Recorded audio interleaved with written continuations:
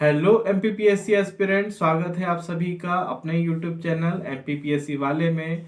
So without wasting any time let's jump into the topic. देखिए जी, जैसा कि हमें गौतम बुद्ध ने ही बताया है कि जो भी चीज़ ऊपर जाती है वो नीचे जरूर आती है। जिसे गौतम बुद्ध ने अपने चक्र यानी व्हील से बताया गया है कि अगर व्हील यानी चक्र एक बार ऊपर जाएगा तो वो नीचे जरूर आएगा।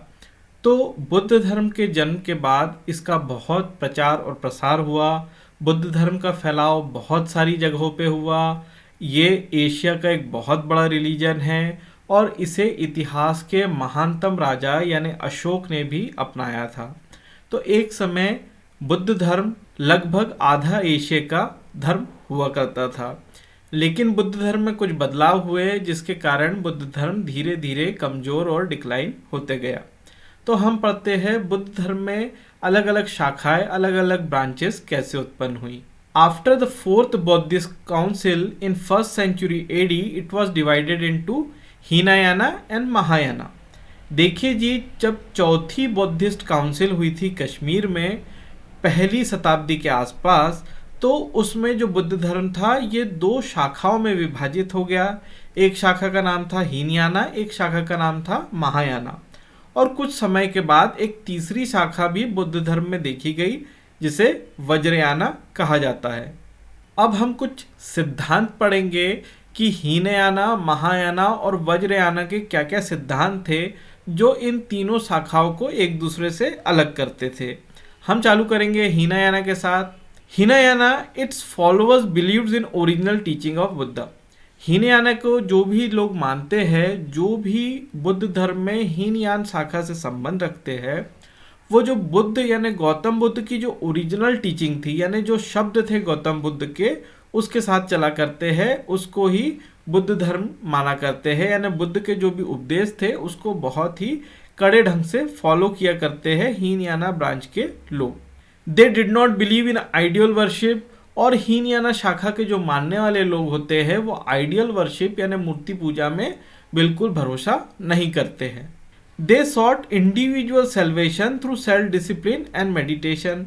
बुद्धिज्म में जो लोग हीनयाना शाखा को फॉलो करते हैं उनका ये मानना है कि अगर हमको सेल्वेशन यानी मुक्ति प्राप्त करनी है तो हमको सेल्फ डिसिप्लिन यानी अपने आप पे एक कंट्रोल रख के, हमें मेडिटेशन करके यानी ध्यान लगा के और अपने कर्मों के आधार पे हमें जीवन और मरण के चक्र से मुक्ति मिल पाएगी।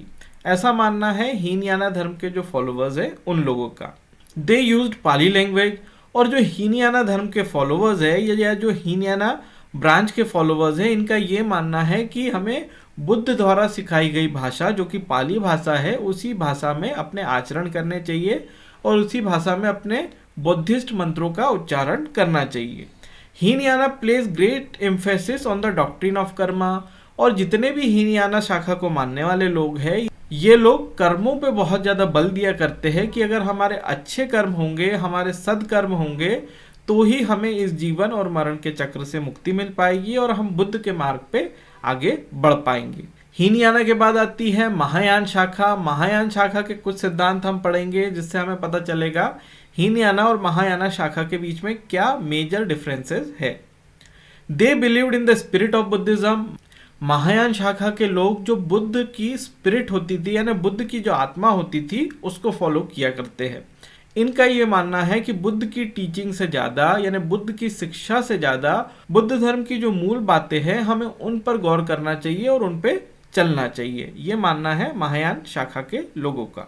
दे placed emphasis on law of Karuna. जैसा कि हमने देखा है जो हीनयान शाखा के लोग हैं वो कर्म पे ज़्यादा ध्यान दिया करते हैं, लेकिन जो महायान शाखा के लोग हैं ये अपना ज़्यादा ध्यान दिया करते हैं करुणा यानी मर्सी पे या दया भाव पे। तो महायान शाखा के लोगों का मानना ये है कि अगर हम लोग जो अपने कर्म होते हैं उन्हें भी अच्छे से करके सेल्वेशन यानी इस जीवन और मरण के चक्र से निदान पा सकते हैं या मुक्ति पा सकते हैं। They believed in ideal worship. Mahayana शाखा के लोग जो थे ये आइडियल वर्शिप में विश्वास करते थे यानी मूर्ति पूजा में विश्वास किया करते थे। तो इन लोगों ने बुद्ध की कई सारी बड़ी बड़ी प्रतिमाएं बना के, पत्थरों में बुद्ध की प्रतिमाओं को उकेर के उसकी पूजा करना चालू कर दिया था महायान शाखा के लोगों ने। दे फेवर्ड संस्कृत लैंग्वेजेस। और महायान शाखा के लोग संस्कृत लैंग्वेज को फेवर किया करते थे और महायान शाखा के लोग संस्कृत भाषा में ही अपने ज़्यादातर उपदेश दिया करते थे और अपनी जो कथाएं होती थी उसको संस्कृत भाषा में लिखा करते थे महायान शाखा के लोग। It is known as northern Buddhist religion because it prevailed in north of India. Mahayana शाखा को नॉर्थन बुद्धिस्ट रिलीजन माना जाता है क्योंकि इसका जो फैलाव और जो प्रसार और प्रचार हुआ वो भारत के उत्तरी भाग में हुआ, इसीलिए इसे भारत के उत्तरी भाग का बुद्ध धर्म माना जाता है। फिर आता है वज्रयान। वज्रयान भी एक शाखा है बुद्धिज्म की जो ईस्टर्न या नॉर्थ ईस्टर्न इंडिया में फैली। अब हम कुछ इसके सिद्धांतों के बारे में पढ़ेंगे। It's follower believe that salvation could be attend bye acquiring magical power which they called वज्र। वज्रयान शाखा के लोगों का ये मानना है कि हमें जीवन मरण से मुक्ति प्राप्त हो सकती है अगर हम कुछ जादुई शक्ति अपना ले या कुछ जादुई शक्ति प्राप्त कर ले तो हमें जीवन मरण के चक्र से मुक्ति मिल सकती है, ऐसा मानना है वज्रयान शाखा के लोगों का। The chief divinities of this sect was Tara, और जो इसके जो सबसे बड़े भगवान हैं वज्रयान शाखा के जो सबसे बड़े भगवान हैं वो तारा भगवान हैं, जो कि तिब्बत और अभी के चीनी क्षेत्र में पाए जाते हैं, जिनकी मूर्तियां तिब्बत और चीनी क्षेत्रों में मिलती हैं। तो जो वज्रयान शाखा के जो तारा भगवान हैं उनकी मूर्तियां चीनी और तिब्बती क्षेत्र में पाई जाती है।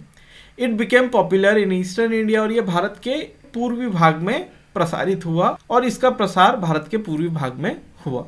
अगर आपको हमारे वीडियोस अच्छे लगते हैं तो प्लीज इसे लाइक कीजिए, शेयर कीजिए, सब्सक्राइब कीजिए और बेल आइकन को प्रेस करना ना भूले, जिससे आपको रिसेंट वीडियोस के नोटिफिकेशन मिलते रहे।